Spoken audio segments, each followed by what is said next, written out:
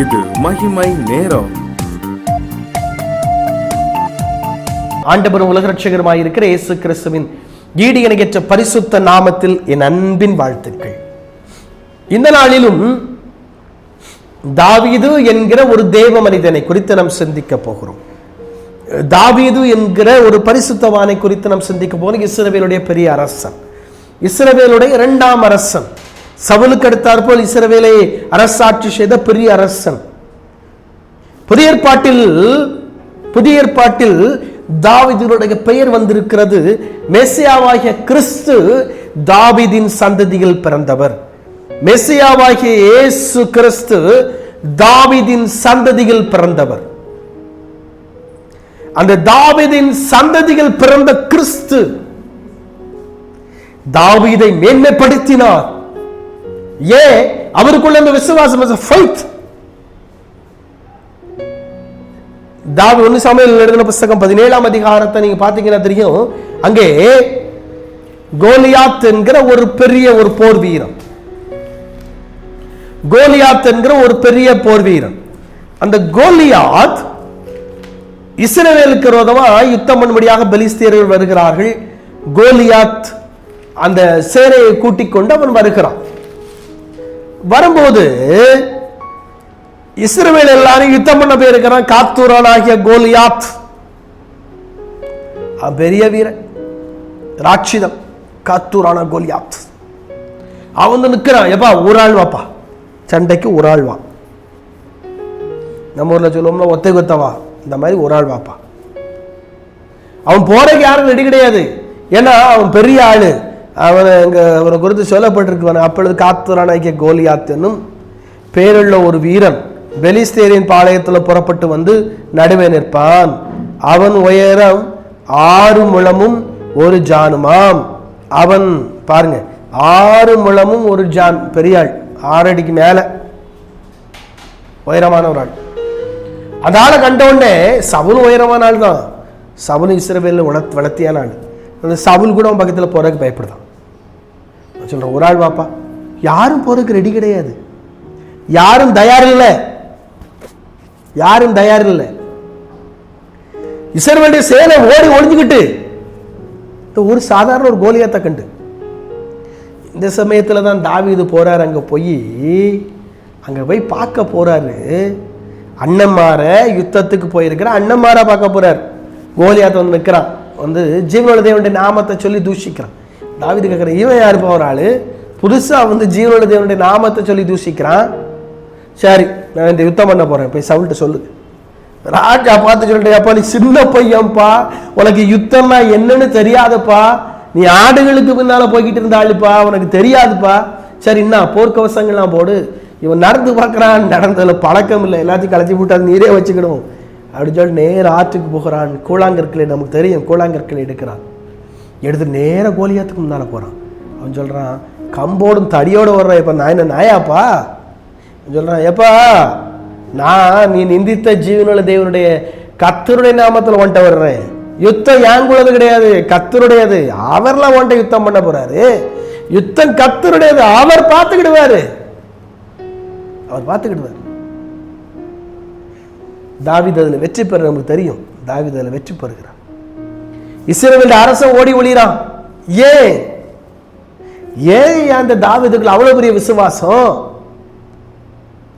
ஏன் இந்த தாவீது கோலியாத்தை மேற்கொள்ளும்படி அவன் புறப்பட்டு போகிறான்? இஸ்ரவேலுடைய அரசன் ஓடி ஒளிந்து கொள்கிறான். அரசன் தான் போனோம். ஏன்னா பெலிஸ்தருடைய சேனைக்கு தலைவனாக காத்தூரானாய் கோலியாத் வர்றான். இங்க இஸ்ரவேலுடைய சேனைக்கு கூட்டிக் கொண்டு ராஜா போயிருக்கிறார், கிங் போயிருக்கிறார். கிங் ஓடி ஒளிறார். ஏன் மன்னர் தானே, அவர் ஏன் ஓடி ஒளிறாரு? கர்த்தர் இருக்கிறார், நம்புறாங்களா, போயிருக்க வேண்டியதானே. போகாத காரணம் அங்கே சவுலின் மேல் இருந்த பரிசுத்த ஆவியானவர் எடுபட்டு போனார். ராஜ்யபாரம் பண்ணக்கூடிய அபிஷேகம், ராஜ்யபாரம் பண்ணக்கூடிய அந்த அபிஷேகத்தின் வல்லமை அவன் மேல் இருந்து எடுபட்டு போனது. ஆனா தாவீதின் மேல ராஜ்யபாரம் பண்ணக்கூடிய அபிஷேகம் வந்தது. அந்த அபிஷேகம் தான் தாவீதை கோலியாத்தை மேற்கொள்ள வைத்தது. ஏயா அது எப்படி சொல்றீங்க? அந்த அபிஷேகம் எப்படி அவனை நடத்திச்சு? கர்த்தர் சொல்றார் சாமுவேலை கூப்பிட்டியப்பா, நான் சவுலை தள்ளிட்டாப்பா அப்படின்னு ஈசாய் வீட்டுக்கு போ, அங்க ஒரு ஆள் தெரிந்தெடுத்து தைல குப்பி எடுத்து சாமுவேல் எண்ணெய்க்கு தாவீது அபிஷேகம் பண்ணினாரோ அதன் முதல் கொண்டு பரிசுத்த ஆவியானவர் அவர் மேல் வந்து இறங்கினார் பைபிள் சொல்லுது.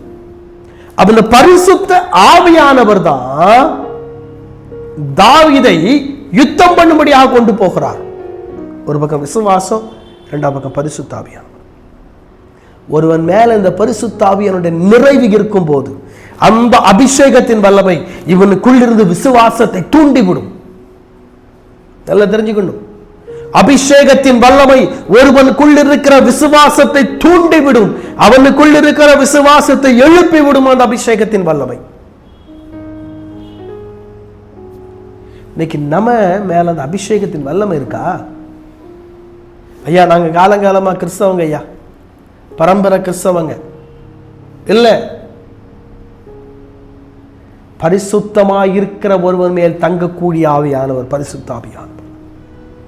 அந்த அபிஷேகத்தின் வல்லமை நம்ம மேல இருக்கும்போது, அந்த நிறைவு நம்ம மேல இருக்கும்போது, அந்த வல்லமை நம்ம மேல இருக்கும்போது நம்மை விசுவாசத்திற்கு நேராய் நடத்தி நமக்கு வெற்றியை கொண்டு வரும் இந்த அபிஷேகத்தின் வல்லமை. இந்த அபிஷேகத்தின் வல்லமை ரொம்ப பல வருஷத்திற்கு முன்பதாக ஆரம்ப கால ஊழியம் 1997 கள்ளக்குறிச்சி மாவட்டமாய் பிரிக்கப்பட்டிருக்கிறது. அப்போ அது மாவட்டம் இல்லை, விழுப்புரம் மாவட்டத்தோடு கூட இருந்தது. அதற்கு கள்ளக்குறிச்சிக்கு பக்கத்தில் ஒரு மலை பிரதேசம் ஒன்று இருக்கிறது. கிழக்கு தொடர்ச்சி மலையிலே இருக்கக்கூடிய ஒரு மலை பிரதேசம் கல்வராயன் மலைகள் என்று சொல்லுவார்கள். பல வருஷத்திற்கு முன்பதாக அந்த இடத்திற்கு நாங்கள் வாலிபர்கள் அப்பொழுது ஆசீர்வாத இளைஞர் இயக்கம் என்கிறதான ஒரு இயக்கம் இந்த இந்தியாவிலே தமிழ்நாட்டிலே இருந்து கொண்டு ஊழியம் செய்து கொண்டிருக்கிறார்கள். அநேகருக்கு நமக்கு தெரிந்திருக்கும். அந்த பிளஸிங் யூத் மிஷன் மூலமாக மிஷனரி ட்ரைனிங்காக நாங்கள் அங்கே போயிருந்தோம். ஒரு குறிப்பிட்ட கிராமத்திற்கு நாங்கள் போயிருந்தோம். அங்கே போகும்போது அந்த கிராமத்தில் பிசாசினாலே பாதிக்கப்பட்ட ஒரு பெண் கையங்கால சங்கிலி போட்டு கட்டி வச்சிருந்தாங்க. எங்களை கண்ட உடனே அந்த ஆவி பேச ஆரம்பிக்கிறது. இவங்க ஒரு நல்ல செய்தியை கொண்டு வந்திருக்கிறாங்க, ஒரு வல்லமையானவரை பற்றி சொல்ல வந்திருக்கிறாங்க. அந்த கிராமமே கூடிச்சு. இருந்தாலும் ஒரு நாள் இது வரைக்கும் பேசினதில்லை, பேசவே மாட்டா. உங்களை பார்த்தோன்னே பேச ஆரம்பிக்கிறது. என்ன நடந்துச்சுங்க? கிராமமே கூடிச்சு. ஆவி வெளிப்படுகிறது. எனக்குன்னா முதல் ஆரம்ப ஊழியம், ஆரம்ப புதுசு. என்னுடைய நண்பர் எல்லாரும் இருக்கிறோம். நண்பர் சொல்றாரு, அபிஷேகத்தில் இருந்து ஜெபம் பண்ணுவோம், விசுவாசத்தோட அபிஷேகத்தில் இருந்து ஜெபம் பண்ணுவோம். ஜெபம் பண்ண ஆரம்பிச்ச பாருங்க, அந்த ஆவி தானா வெளியே போயிடுச்சு. இந்த நபருக்குள்ள இருந்த ஆவி தானாய் வெளியேறியது. உட்காந்து பேச ஆரம்பிச்சாங்க, சாப்பிட ஆரம்பிச்சாங்க. அந்த கிராமமே இயேசு கிறிஸ்துவுக்குள்ளாய் வந்தது. பெரிய மாற்றம் அந்த கிராமத்தில். விசுவாசம். இன்னைக்கு நமக்குள்ள அந்த விசுவாசம் இருக்கா? இந்த விசுவாசம் இருந்தால் பிசாசனுடைய வல்லமைகளை மேற்கொள்ள முடியும். பிசாசனுடைய வல்லமைகளை விசுவாசத்தின் மூலம் மேற்கொள்ள முடியும். ஆண்டவர் அப்படிப்பட்ட கிருபைகள் நமக்கு தருவாராக. தலைகளை தாழ்த்தி ஜெபிப்போம். அன்பின் ஆண்டவரே உமக்கு ஸ்தோத்திரம். பிசாசனுடைய வல்லமைகளை மேற்கொள்வதற்கு எங்களுக்கு நீர் கிருபை அளிக்கும்படியாக ஜெபிக்கிறோம். இந்த விசுவாசத்தின் வல்லமை என்னுடைய வாழ்க்கையில் செயல்படட்டும் ஆண்டவரே. இயேசு கிறிஸ்துவின் நாமத்தில் ஜெபிக்கிறேன் பிதாவே, ஆமென்.